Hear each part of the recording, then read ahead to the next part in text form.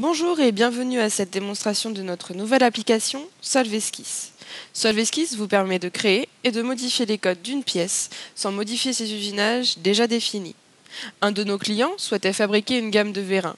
L'ensemble des pièces qui composent la gamme ont les mêmes caractéristiques excepté les dimensions. SolveEsquisse va donc permettre de concevoir l'usinage d'une seule pièce et d'obtenir ensuite automatiquement toutes les déclinaisons par simple modification de code.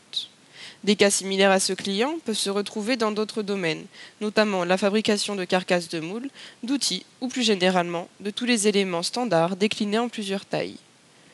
Nous allons donc voir ensemble quelles sont les différentes façons d'utiliser SolveEsquisse dans ENC. Je peux dessiner directement dans SolveEsquisse au départ de ENC. Je trace donc ma pièce à main levée sans me préoccuper des dimensions. Au passage de la souris, je choisis si mon segment est horizontal, vertical ou à 45 degrés. Je cote maintenant mon dessin en cliquant sur les segments que j'ai tracés à l'instant.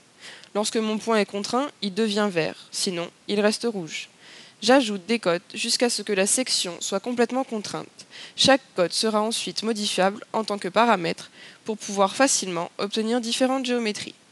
Maintenant, je modifie les cotes pour les ajuster aux dimensions de ma pièce. Je peux déplacer mes cotes avec la souris de façon à améliorer la lisibilité du dessin.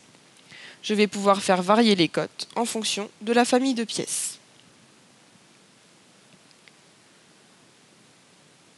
Je retourne dans ENC et j'obtiens la pièce que je viens de dessiner dans SolveEsquisse.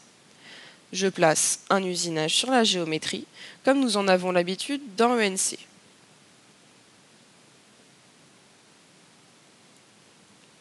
Voilà, l'usinage a été placé sur la géométrie. Je vais modifier la pièce en retournant dans SolveEsquisse. Je modifie 2 des cotes pour transformer cette pièce. De retour dans ENC, je vois que la pièce a été modifiée et que les usinages se sont mis à jour automatiquement. Je peux aussi, dans SolveEsquisse, modifier ma pièce d'origine. Je change la forme de la pièce. Ici, j'ajoute un arc de cercle. La modification est effective immédiatement et l'usinage a été mis à jour automatiquement. Je peux aussi modifier un fichier importé. Ici, c'est un fichier DXF.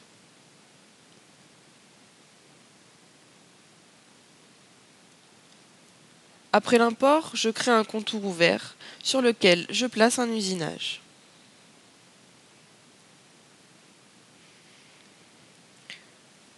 Je garde une ébauche mixte qui est un usinage similaire à celui de la pièce précédente. Et c'est fait.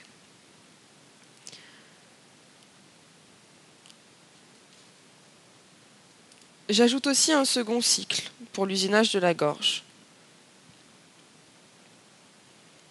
Je choisis les points de début et de fin de la zone à usiner. Nous obtenons ainsi la pièce de tournage que nous allons modifier avec SolveEsquisse.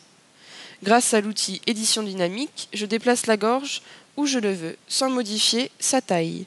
Il va sans dire que je pourrais aussi la déplacer avec précision en ajoutant des cotes comme je l'ai fait précédemment. On voit dans ENC que les usinages ont été mis à jour suivant notre modification. Jusqu'à présent, j'ai modifié des codes de pièces, j'ai déplacé une gorge dans une pièce de tournage, mais je peux également changer complètement la géométrie. J'importe ici un profil d'une pièce d'échec, un pion en l'occurrence. Vous allez voir comment un pion peut devenir un roi en quelques clics.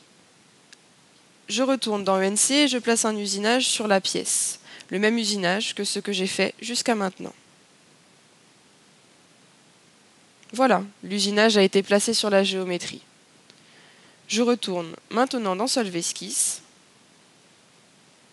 j'efface le profil et je recharge un profil complètement différent qui représente un roi. Lorsque je reviens dans ENC, la pièce a été complètement modifiée et l'usinage s'est mis à jour automatiquement. Devenir roi avec SolveEsquisse, c'est facile. SolveEsquisse est dès maintenant disponible. Je vous invite à nous contacter pour organiser une démonstration en ligne comme nous le faisons avec ENC. À bientôt!